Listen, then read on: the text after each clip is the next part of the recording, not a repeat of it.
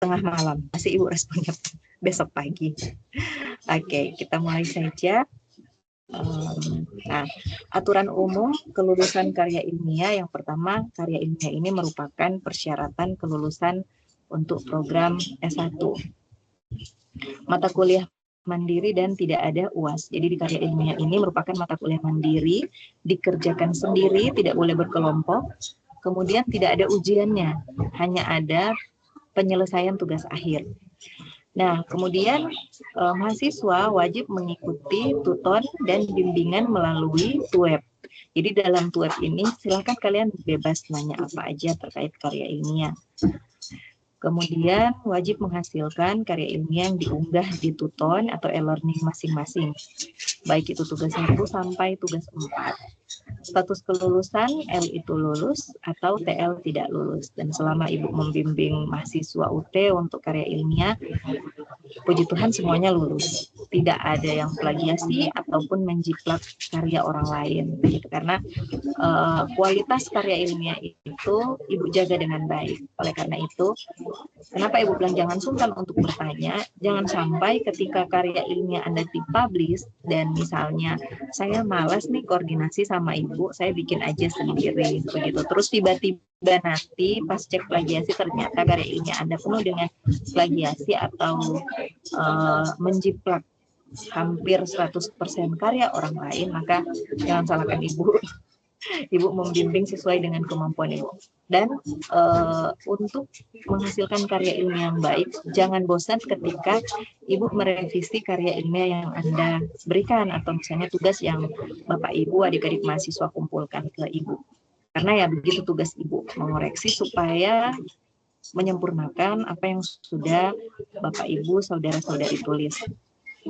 Nah, wajib mengikuti tuton dan bimbingan melalui TUEP seperti ini. Ini sudah ada di e-learningnya, nanti bisa dipelajari bagaimana tutorial online karya ilmiah, mulai dari sesi 1 ngapain, sesi 2 ngapain. Nah, kita sekarang ada di aktivitas 2. Di aktivitas 3 ada tugas 1. Nanti saya bantu kirimkan format tugas 1 di grup WA yang sudah kita buat. Nah, yang belum join di grup WA, silakan klik link yang ada di e-learning masing-masing. Yang Ibu tulis WAG itu grup WA kita. Jadi ada yang belum join di sini, silahkan. Skema aktivitas belajar mata kuliah karya ilmiah. Pada sesi 1 itu hanya pendahuluan atau belajar mandiri. Anda sudah mulai cari-cari judul apa kira-kira yang menurut Anda sesuai dengan pemahaman Anda, sesuai dengan program studi yang Anda pilih. Pada sesi yang kedua, itu ada TUEP pertama dan tugas. Aktivitas ketiga itu tugas 1. Kemudian sesi keempat dan selanjutnya bisa dibaca, nanti saya sharing juga ini ke e-learning masing-masing. Nah, penulisan atau panduan penulisan karya ilmiah itu ada juga. Silakan Anda buka di e-learning masing-masing, di-download. Kalau ada yang kurang dipahami, silakan bertanya ke Ibu. Jadi jangan sungkan untuk WA, baik itu Japri maupun di grup, silahkan. Nah, ini contoh karya ilmiah. Ada yang di sebelah kiri di panduan penulis karya ilmiah halaman 62. Kemudian ada di tuton Karil KB1. Nah, di dalam membuat karya ilmiah ini, Anda harus punya judul. Judul itu dari mana? Judul itu dapatnya dari permasalahan yang Anda kaji. Jadi, jangan menentukan judul dulu, baru menentukan permasalahannya, itu salah. Jadi misalnya contohnya, Ibu, saya mau meneliti di kantor saya itu sekarang lagi booming digital marketing. Mohon maaf Ibu, ini orang marketing, manajemen pemasaran. Lagi booming digital marketing, di mana penjualan itu naik kalau digital marketingnya bagus, begitu. Beda dengan pemasaran tradisional, agak lambat pergerakannya. Karena kalau pemasaran tradisional, misalnya Bu, dia hanya jualan di situ aja, tapi kalau pakai digital marketing itu kita bisa jual kemana-mana, Bu. Oleh karena itu, volume penjualannya meningkat. Masa sih, bener nggak sih digital marketing itu memiliki pengaruh? Nah, dari permasalahan-permasalahan itu, kita buat judul. Judulnya contohnya, pengaruh digital marketing terhadap peningkatan volume penjualan produk A di perusahaan apa. Seperti itu. Jadi ada masalahnya dulu, ada tujuannya dulu, baru kita menentukan judul. Jangan menentukan judul, kemudian ketika ibu tanya, kenapa ambil judul ini, masalahnya apa? Nggak tahu ibu, saya cuma nemu di chat GPT atau nemu di internet, judulnya bagus.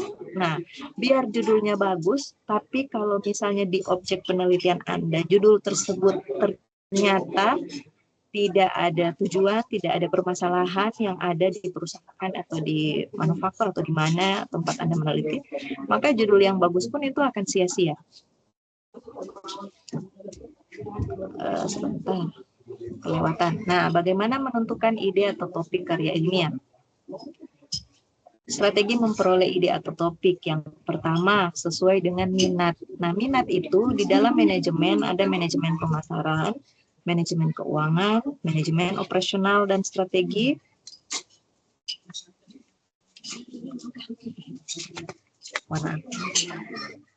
dan manajemen sumber daya manusia. Tergantung vibes-nya kalian, maunya kalian di mana begitu. Nah, kalau ibu kan orang marketing, otomatis ibu ambil manajemen pemasaran. Nah, setelah saya sudah tahu minat saya apa, cari buku, skripsi, artikel, media cetak, atau sumber-sumber referensi yang lain terkait minat Anda. Kemudian lihat apa yang sedang berkembang di perusahaan Anda misalnya, atau di objek yang ingin Anda teliti tentang manajemen pemasaran. Oh, ternyata tentang digital marketing, Bu. Nah, carilah referensi buku tentang digital marketing untuk dijadikan bahan referensi. Kemudian perbanyaklah membaca. Jadi dalam menulis ini harus banyak tahu tentang dunia luar, harus banyak tahu tentang substansi yang ingin Anda teliti. Jadi kalau manajemen pemasaran, bacalah perbanyak buku manajemen pemasaran. Nonton berita, gitu misalnya. Nah, kemudian diskusikan dengan teman boleh, kakak senior, atau dosen yang lebih bagus, supaya tidak salah menentukan judul, tidak salah menentukan masalah yang ada, dan tentunya tidak salah dalam menulis. Kemudian kalau berencana lanjut S2, maka topik itu bisa dijadikan tesis. Nah, selanjutnya ikuti seminar-seminar manajemen atau akuntansi yang ada. Kan sekarang banyak seminar online nih, bisa ikut. Kemudian jika ada kesempatan, manfaatkan tawaran penelitian dosen. Tapi kalau dari ibu sih lebih menganjurkan konsultasilah dengan dosen. Karena kadang-kala kalau dengan teman takutnya tiba-tiba judulnya sama, atau idenya dari kita tiba-tiba dijiplak oleh teman kita. Jadi seperti itu. Nah, sudah punya ide tapi masih tidak yakin sesuai atau tidak, maka segeralah menghubungi dosen pembimbing. Karena masalah sesuai atau tidak itu tergantung permasalahan yang ada. Jadi kayak tadi Ibu bilang, judulnya udah bagus, judulnya udah kekinian banget, tapi ternyata di objek yang ingin Anda teliti di perusahaan Anda, di kantor Anda, itu nggak ada masalah tentang digital marketing. So far so good aja sampai sekarang. Tanpa ataupun memakai digital marketing, produk kita laris, begitu. Berarti kan tidak ada masalah sebenarnya. Nah, ini yang akan kita cari, kita pecahkan adalah permasalahan yang ada, sehingga Anda menimbulkan pendapat atau gagasan baru terkait penelitian Anda. Jadi kalau misalnya penelitiannya Ibu Sherly sih, digital marketing itu berpengaruh kepada peningkatan volume penjualan. Jadi semakin gencar Ibu Sherly digital marketingnya, maka produknya semakin laris. Ternyata di perusahaannya Rosa misalnya, enggak juga sih Ibu, kita jualan tradisional juga laris kok, karena kita punya langganan. Nah, berarti sebenarnya permasalahannya bukan digital marketing, tapi misalnya pelayanan, atau misalnya ada faktor lain, begitu. Nah, yang perlu diperhatikan adalah kemudahan. Kemudahan maksudnya mencari data gampang, tenaga Anda ada, waktunya, dananya, dan menguasai isi materi. Jadi jangan cari objek penelitian atau judul penelitian atau masalah penelitian yang Anda sendiri susah untuk cari data-data pendukung. Jadi misalnya judulnya udah anak marketing banget, tapi nggak ada di buku begitu. Atau misalnya judulnya udah oke, tapi ketika ke perusahaan ternyata manajernya pelit, nggak bisa kasih data tentang data penjualan produk itu lah. Itu kan menyusahkan diri kita sendiri ya, jadi jangan. Kemudian menarik untuk diteliti itu pasti, karena hal yang menarik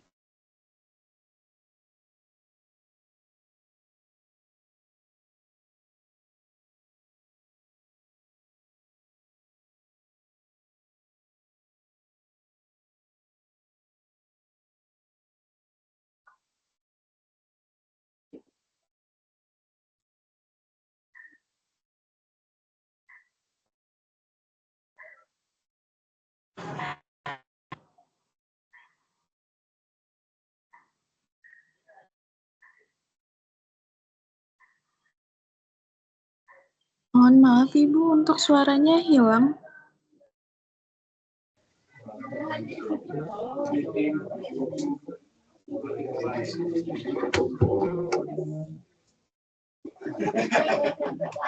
Oke, mohon maaf ya, tadi kayaknya jaringan kurang baik ini. Oke, masih bisa kedengaran suara Ibu?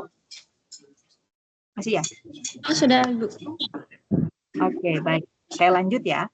Kemudian ada kebaruan atau perbedaan dengan peneliti sebelumnya. Jadi biasanya hal yang kita teliti itu pasti sebelumnya sudah ada peneliti terdahulu, begitu, untuk jadi acuan atau untuk jadi pembanding, teori pembanding.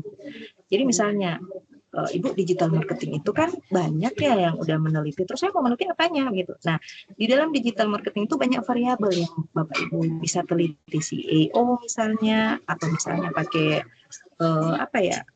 metode-metode lain misalnya seperti itu. Jadi ada hal yang baru yang nantinya Bapak Ibu temui ketika meneliti. Kemudian etika, pembimbingan dan penulisan. Penulisan sudah pasti harus sama persis dengan panduan yang ada di UT. Tidak boleh berbeda, begitu. Nah, etika dalam pembimbingan tentunya menghubungi dosen seperlunya. Silakan bertanya, perhatikan jam dalam menghubungi dosen. Begitu. Kalau misalnya Anda menghubungi saya jam 1 malam, terus saya tidur nih ya, terus saya nggak balas, telepon terus. Itu kan lumayan mengganggu ya Bapak Ibu. Jadi sabar aja. Boleh WA tengah malam. Tapi kalau saya slow respon, kalau Ibu slow respon, mohon dimaklumi, mungkin sedang istirahat. Nanti besoknya saya balas pasti. Kemudian relevan antara judul, objek itu harus relevan. Jadi kalau misalnya contohnya mau meneliti digital marketing di warung, masih relevan lah, namanya warung, ada pasti marketingnya. Nah, karya ilmiah manajemen atau akuntansi itu berisi tentang kebenaran atau beberapa pernyataan ekonomi yang biasanya merupakan hasil kajian atau hasil penelitian tentang suatu masalah ekonomi. Masalah ekonomi yang diteliti mungkin berasal dari suatu masalah konkret atau fenomena atau apa yang sedang terjadi. Kemudian kita mencari pemecahan masalah tersebut. Jadi kalau tidak ada masalah, maka penelitian itu tidak akan jalan. Jadi bermula dari permasalahan dulu. Tapi bukan cari-cari masalah ya Bapak Ibu. Dilihatlah fenomena sekarang seperti apa. Nanti kalau masih kurang jelas, misalnya Ibu saya maunya sih iya digital marketing, tapi saya masih bingung maksudnya gimana ya Ibu begitu. Nanti saya pandu lewat WA. Biasanya ketika sudah saling WA itu jadi lebih paham lagi. Malah kadang-kala ada mahasiswa yang maksudnya begini, tapi judulnya lain. Nah, itu nanti saya arahkan, oh kalau permasalahannya seperti ini, berarti bagusnya judulnya jangan begini, tapi diperbaiki seperti ini. Nah, Bapak Ibu, nanti kalau saya revisi atau perbaiki, jangan berkecil hati ya, semua untuk kebaikan Bapak Ibu. Kemudian semoga bisa selesai cepat waktu dan harus punya target. Tujuannya untuk mengkomunikasikan hasil kajian penelitian yang telah kita lakukan, melestarikan gagasan dan temuan juga yang diharapkan pembaca memahami pentingnya ekonomi terkait hal yang dikaji. Hal-hal yang dapat dilakukan dalam karya, yang pertama hasil yang diperoleh itu memperkuat, mempertajam, memperlemah kasus khusus hasil yang sudah ada sebelumnya. Nah, jadi hasil itu bisa juga mendukung atau tidak mendukung dari penelitian sebelumnya. Mendukung misalnya, oh dia positif dan signifikan, berarti kan dia mendukung hasilnya dari teori sebelumnya, sehingga hasilnya baik. Tapi kalau misalnya hasilnya pun tidak baik, ya tidak masalah, itu temuan. Begitu. Jadi jangan berkecil hati, Bu, kenapa hasil saya jelek? Begitu. Yang penting karyanya bagus. Kalau hanya hasil hitung-hitungannya yang jelek, okay. Itu adalah temuan kalian. Ada teori baru. Kemudian menentukan suatu pola, menentukan suatu pola atau kriteria dari struktur atau objek tertentu, menawarkan metode-metode baru yang membandingkan dua metode atau lebih dan menyelesaikan masalah matematika tertentu. Nah, di dalam karya ilmiah itu ada yang namanya metodologi penelitian. Paling sederhana itu ada penelitian yang kuantitatif dan kualitatif. Kalau kualitatif itu biasanya kita lebih ke bagaimana kita mendeskripsikan sesuatu. Jadi hasil dari wawancara itu adalah deskripsi panjang lebar. Tapi kalau kuantitatif itu pakai hitung-hitungan, pakai aplikasi SPSS misalnya, atau sesuai kebutuhan. Tergantung kalian mau pakai aplikasi pendukung apa untuk hasil kuesioner Anda. Tapi supaya lebih cepat,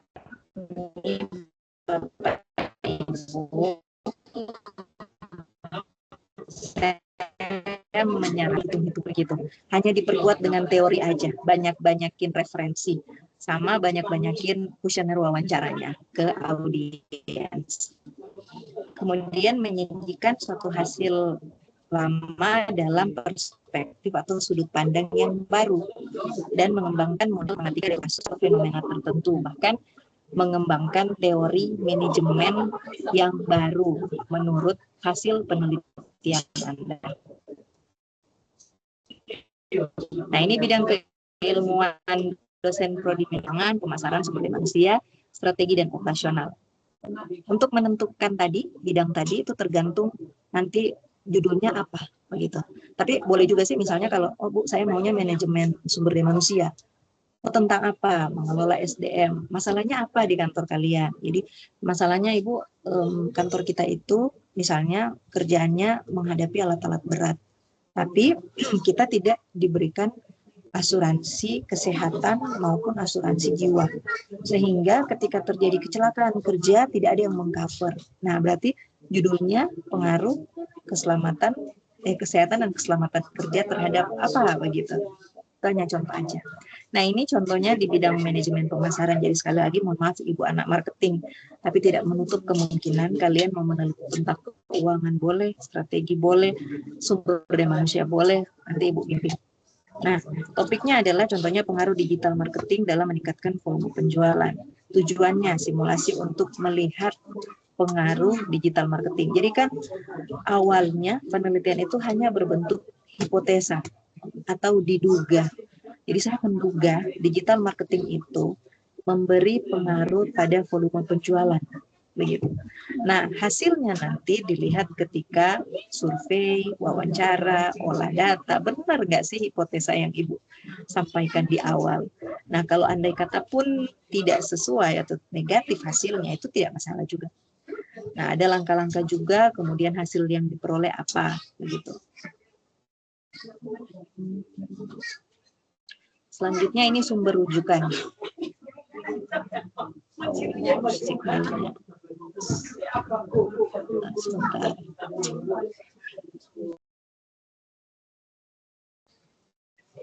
Masih terlihat materi saya?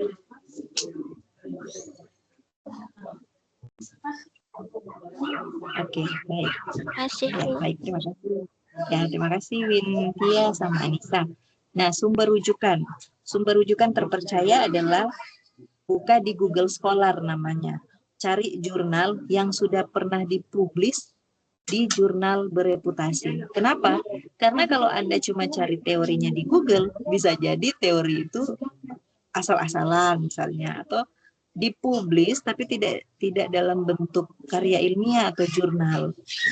Mungkin hanya seperti orang nulis berita, belum tentu kan benar ya kalau nulis berita, pasti ada yang salah, ada yang playing victim, ada yang apa aja yang dilihat itu yang ditulis. Tapi kalau sudah dalam bentuk jurnal, maka hasilnya sudah bisa dipercaya dan dipertanggungjawabkan. Oleh karena itu, buka Google Scholar, cari teori pendukung atau buku-buku yang sudah terbit, begitu. Nah, ada juga sumber rujukan dari perpustakaan UT. Itu bisa diakses oleh siapa saja di websitenya UT. Nah, setelah itu, setelah Anda selesai menulis, nanti akan tiba pada sesi cek plagiasi. Cek plagiasi itu, kalau misalnya pakai aplikasi Turnitin, itu dia bisa tahu karya tulis Anda itu hasil tulisan sendiri atau hasil mengcopy paste punya orang lain, itu akan terbaca. Oleh karena itu, strateginya adalah ketika Anda mengcopy paste penelitian orang lain, maka dibuat parafrase. Jadi parafrase misalnya begini, setelah selesai menulis karya ilmiah dengan lengkap, nah parafrasenya adalah setelah menulis karya ilmiah dengan baik dan lengkap, begitu. Jadi ada kata-kata yang bisa Anda perbaiki, misalnya begitu. Atau ditambahkan, atau lebih diperjelas, dipertegas. Nah, di dalam cek plagiasi nantinya, UT sudah menggunakan tenaga AI. Oleh karena itu, biasanya nanti di tugas 4 itu alangkah baiknya dicek mandiri dulu. Setelah itu, baru diupload di, sebentar ya, sebentar.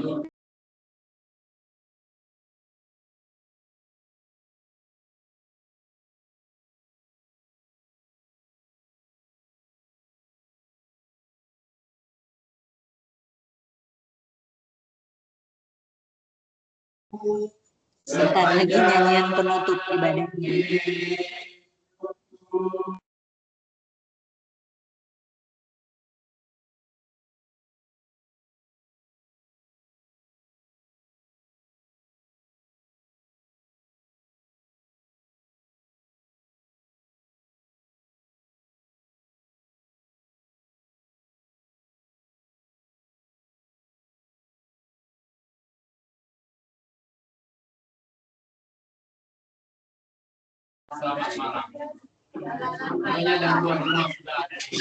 Oke, baik.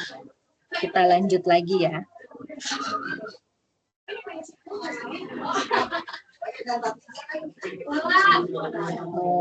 Sebentar ya. Kamera saya udah nggak bisa. Nah, lanjut pada cek plagiasi. Jadi saya sarankan sebelum diupload itu di tugas 4 ya, kalau tugas 1, 2, sama 3 itu nggak perlu. Jadi pas nanti di tugas 4 dicek plagiasi secara mandiri dulu, baru diupload. Nah, Bapak Ibu sekedar informasi untuk tugas 1, 2, dan 3 itu Anda bisa salah diperbaiki, salah diupload lagi, seperti itu. Tapi di dalam tugas 4, Anda hanya diberikan 3 kali upload. Kalau 3 kali upload masih ada perbaikan dan nilainya belum sempurna, maka uploadan terakhir yang dinilai oleh AI itulah nilai Anda. Oleh sebab itu, kenapa saya selalu menyarankan mahasiswa agar supaya bisa koordinasi dulu via WA sama saya periksa dulu, kalau udah benar baru silahkan diupload, supaya itu tidak terjadi penguploadan berapa kali, pada akhirnya ternyata masih ada revisi, tapi sistem e-learning UT udah menganggap itu final, begitu. Sayang sekali, karena di sistemnya UT itu ada penilaian otomatis by system. Kalau misalnya ada juga penilaian dari saya, tapi kalau misalnya saya nilai 84, tapi sistem menilai 30, itu terlalu rendah untuk diimbangi. Jadi setidaknya kalau saya nilai 80, harusnya AI UT menilai minimal lah 50 supaya seimbang. Begitu. Jadi sekali lagi sebelum diupload, dikonfirmasi dulu ke saya. Nah, template karya ilmiah itu ada judul karya ilmiah paling atas, nama mahasiswa yang pertama, nama dosen pembimbing yang kedua, kemudian selain itu juga misalnya nama mahasiswa program studi manajemen Fakultas Ekonomi dan Bisnis Universitas Terbuka. Dosen, baru nama saya, yang kedua baru dosen Universitas Parnaraya. Gitu. Tutor Universitas Terbuka. Nanti saya kirimin contohnya. Kemudian di awal karya ilmiah itu, di tugas keempat harus diawali dengan abstrak. Abstrak ini berisi gambaran secara keseluruhan karya ilmiah Anda. Jadi biasanya orang dengan membaca abstrak udah tahu isinya apa, mau kemana, begitu. Selanjutnya ini lanjutan karya ilmiah hingga terbit ke jurnal. Nah, alangkah baiknya kalau karya ilmiah Anda sudah selesai, terbit di jurnal, minimal jurnal UT. Kalau mau jurnal berbayar juga silakan, tapi saya tidak mewajibkan. Kalau ada yang mau diterbitkan, lebih bagus, tapi tidak diwajibkan karena jurnal terakreditasi itu pada umumnya berbayar. Dan saya tidak mau itu jadi beban untuk kalian. Kalau di jurnal UT itu gratis. Lanjutan karya ilmiah Anda hingga terbit di proceeding itu tidak perlu, karena biasanya kalau udah terbit proceeding itu udah lebih besar lagi, lebih besar anggarannya. Kemudian Anda juga harus mengikuti seminar nasional atau internasional. Nah, akhir kata, mahir karena bisa karena biasa, awalnya dipaksa. Kenapa dipaksa? Ya karena ilmiah itu harus dikerjakan supaya lulus jadi seorang sarjana. Oke. Ada yang mau bertanya? Silakan.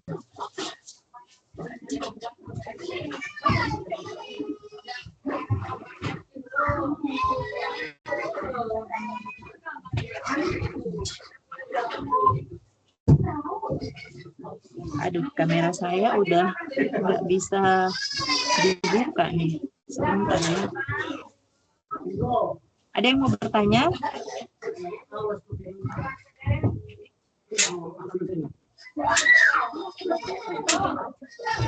Bapak Ibu ada yang mau bertanya ke saya? Silakan ya. Nggak usah sungkan.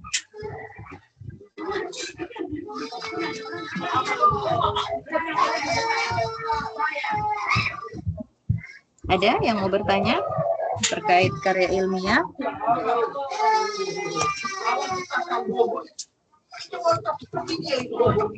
Nah, nanti ada tugas 1. Tugas 1 itu seperti ini. Sebentar, saya share screen. Saya coba share screen.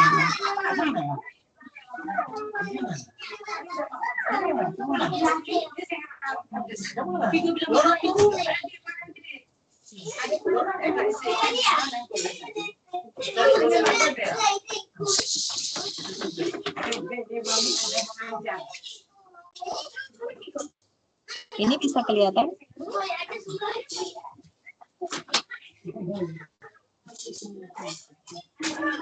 Cek, bisa kelihatan nggak nih? Oke, baik. Terima kasih. Oke, nah ini tugas 1. Saya buatkan format. Kalau dari UTC tidak ada formatnya, tapi supaya mudah saya buatkan format. Nanti saya share di grup WA.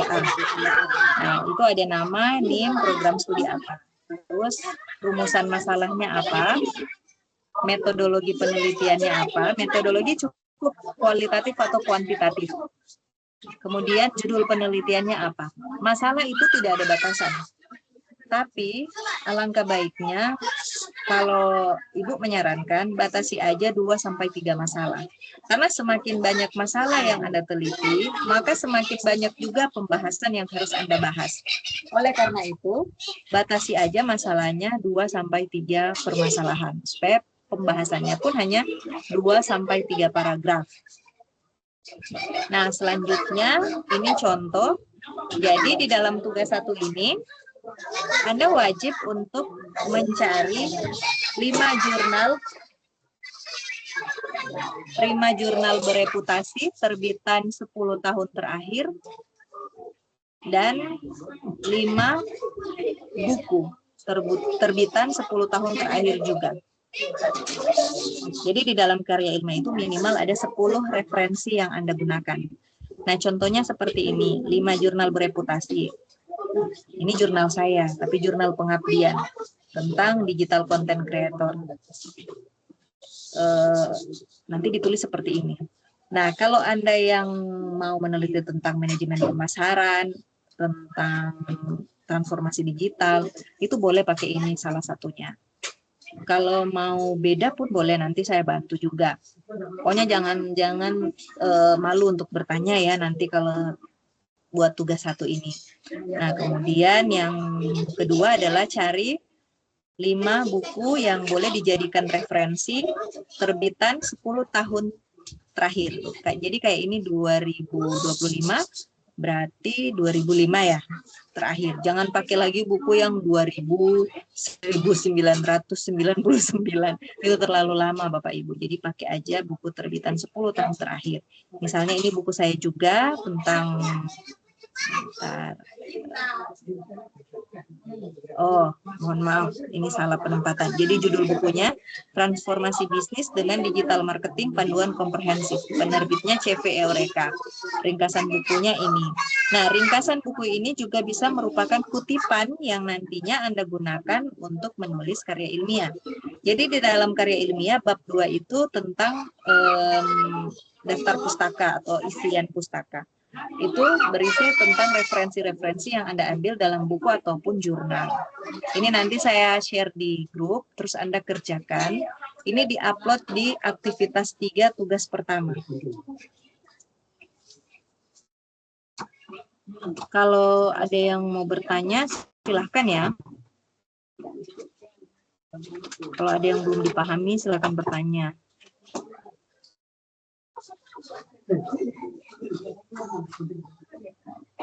Oke. Ada yang mau bertanya, Bapak Ibu, adik-adik mahasiswa? Nanti kalau ada yang misalnya lebih tua dari Ibu dari segi umur, mohon maaf, bukan maksud mau panggil adik-adik. Cuma biasanya kalau mahasiswa kan begitu ya sopannya, saya manggilnya adik-adik atau saudara-saudari. Oke, silakan yang mau bertanya. Usahakan semuanya kalau ada tuweb itu hadir, karena kehadiran tuweb itu diambil dari kehadiran webinar seperti ini. Kehadiran karya ilmiah diambil dari kehadiran Anda di tuweb. Ada yang mau bertanya? Sambil Bapak Ibu juga perhatikan due date yang ada di e-learning masing-masing. Jadi ada batas pengumpulan tugas. Itu diperhatikan, jangan sampai kelewatan. Kalau lewat tanggal dan sistem udah tutup, mohon maaf itu nanti nggak ada nilainya. Meskipun saya ngajuin nih ya ke admin UT bahwa contohnya, oh Rizal sempat ngirim ke saya tapi tidak sempat upload di e-learning. Nah itu dari UT I don't care begitu. Atau mungkin bisa juga mereka konfirmasi betul ke Rizal apakah benar udah kirim ke Ibu Sherly padahal tidak sempat upload dan lain sebagainya. Itu kalau ada toleransi, tapi kalau tidak maka nilai tugas Anda itu 0. Dan Anda bayangkan kalau nilai tugas saja sudah 0, sementara tugas karir itu hanya 4 tugas. Beda dengan kalau sesi umum ya, perkuliahan umum itu ada 8. Jadi kalau 01 masih bisa dibantu dengan 7 yang lain. Tapi kalau di karir itu agak repot, karena di karir ini kan berkesinambungan, mulai dari tugas 1 sampai tugas 4 itu berkesinambungan. Jadi sekali lagi perhatikan waktunya. Terus kalau ada yang kerja terus sibuk, itu bisa hubungi Ibu. Ibu siap membantu. Jadi misalnya di semester lalu ada juga yang begitu. Dia udah oke judulnya, udah bagus, tapi di tugas keempat dia blank dengan alasan dia sibuk kerja. Itu Ibu pandu sampai selesai, karena Ibu tidak mau ada mahasiswa di kelas karir Ibu yang tidak lulus. Ibu maunya semuanya lulus, dapat nilai yang terbaik. Jadi semuanya bisa kita konsultasikan, bisa kita diskusikan bersama, begitu. Jadi nggak usah sungkan, nggak usah malu-malu. Kalau mau bertanya silakan. Kalau butuh bantuan Ibu pun untuk bantu cari referensi atau misalnya referensi judul, dikomunikasikan aja. Gitu. Ada yang mau bertanya, Bapak Ibu?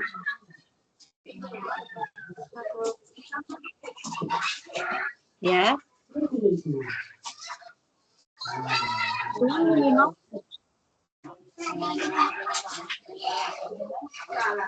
Gimana?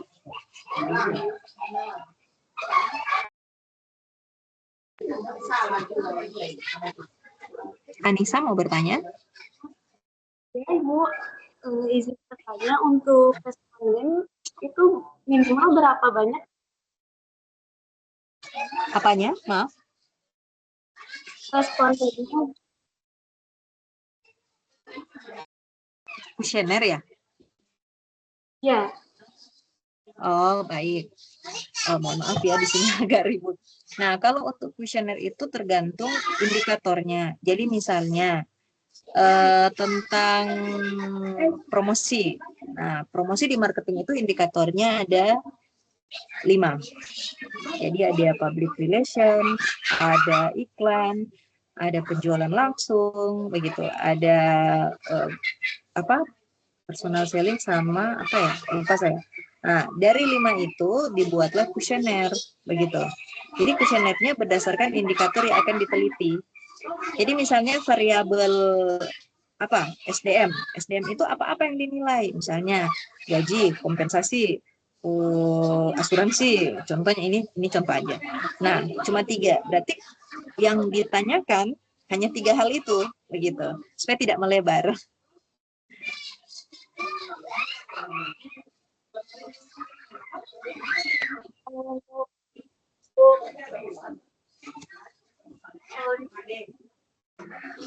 Mau berapa orang?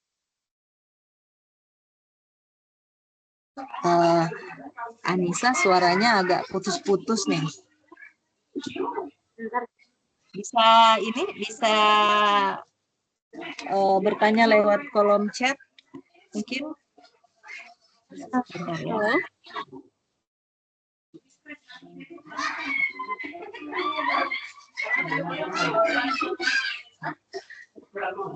Izin ceritanya Ya. sampel minimal sekarang. Oh, baik. Oke, baik. Untuk sampel itu minimalnya 30 orang. Maksimalnya tidak terbatas sesuai dengan kemampuan, begitu. Nah, kalau misalnya kualitatif itu tadi yang kuantitatif minimal 30 orang. Kalau kualitatif atau sekedar interview 5 cukup, gitu. Tapi kalau mau olah data kuantitatif minimal 30 responden, maksimal tidak terbatas. Jadi sekali lagi kalau untuk penelitian kualitatif 5 aja cukup, begitu. 5 orang yang tentunya berkompeten dan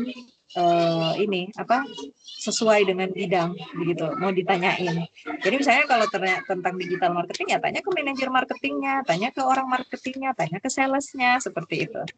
5 cukup, tapi kalau misalnya Nisa mau ambil kuantitatif itu minimal 30, maksimal tidak terbatas.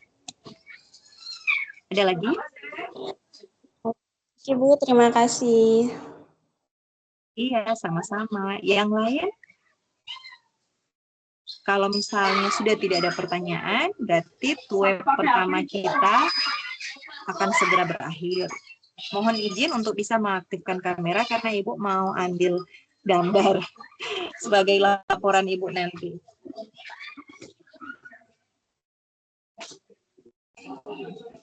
Silakan mengaktifkan kamera. Iya. Oke. Anissa, Saliva, Ray, sama Ridwan. Atau jaringan Ibu ya?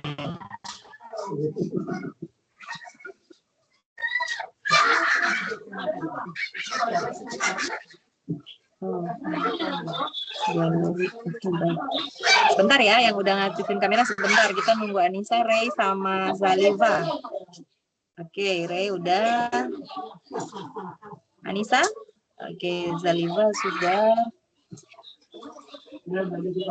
Anissa, kamu bisa on cam?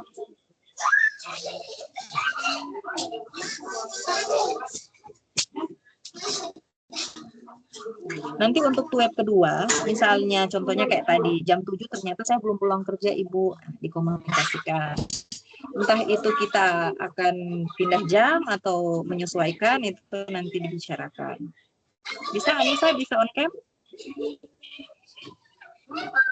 Sudah on cam. Belum muncul di sini nih, sepertinya. Enggak kelihatan, Pak. Sepertinya ini lagi jelek jaringannya ya sehingga nggak muncul. Oke. Senyum 1, 2, 3. Oke, sip. Kalau sudah tidak ada lagi pertanyaan, silahkan nanti langsung dikerjakan. Jangan tunggu due date-nya ya. jangan tunggu batas akhirnya, nanti susah sendiri. Soalnya kadang-kala kalau udah di batas akhir, itu agak susah buka e-learning-nya, karena banyak mahasiswa yang buka, banyak tutor yang buka, sehingga ngadat begitu. Takutnya seperti itu. Jadi kalau sudah bisa dikerjakan dan diupload sebelum due date, silakan. Oke, demikian pertemuan malam hari ini. Tentunya kita akan tutup dengan doa. Silakan berdoa berdasarkan kepercayaan masing-masing. Berdoa dimulai.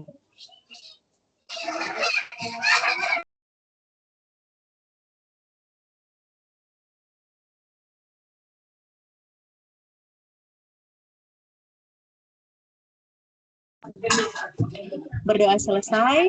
Terima kasih. Selamat malam. Sampai bertemu kembali di web kedua.